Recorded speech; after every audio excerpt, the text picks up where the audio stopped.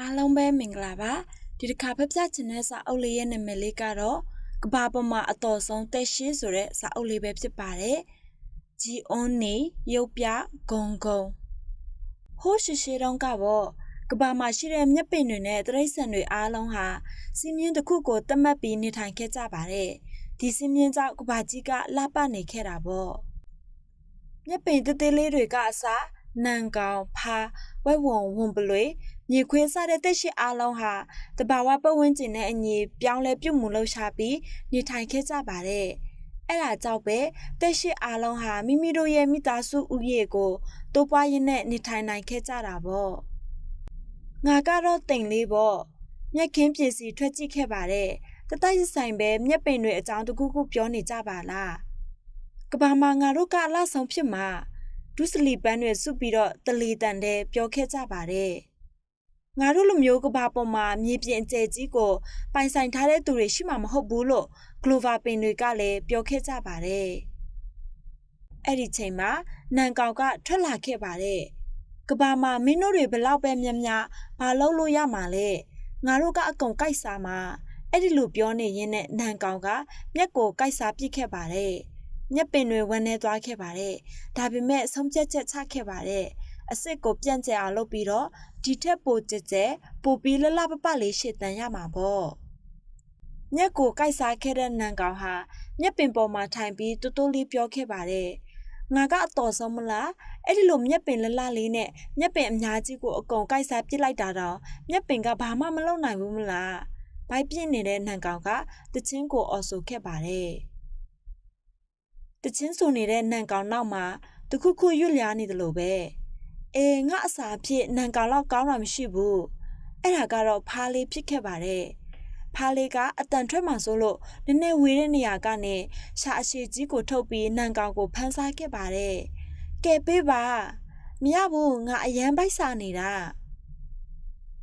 ဖားလေးဟာဘလုတ်ပလောင်စားရင်းနဲ့တချင်းဆိုခဲ့ပါတယ်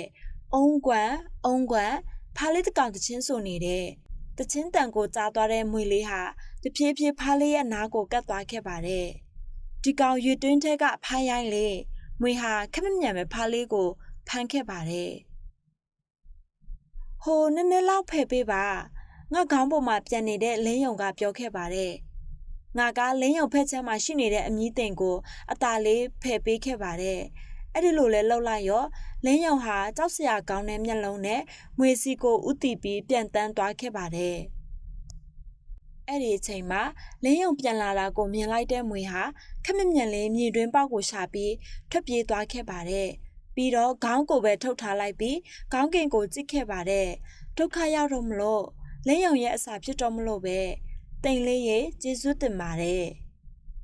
နောက်တစ်ခါကောင်းကင်ကိုပြန်တက်သွားတဲ့လင်းယုံဟာငါ့ကိုစိတ်ဆိုးသွားခဲ့ပါတယ်။တင်ရင်မင်းကြောက်တင်ချမမြင်ရလို့အရသာရှိတဲ့မွေလေးကိုမဖမ်းနိုင်ခဲ့ဘူးမလား။ကဘာပေါ်မှာကြောက်စရာအကောင်းဆုံးကဘာလဲဆိုတာကိုမွေကိုပြပေးရမှာကို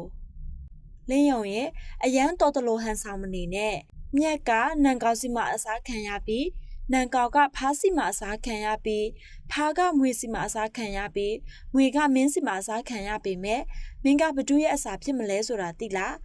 ဘသူကငါ့ကိုဖမ်းစားမှာလဲ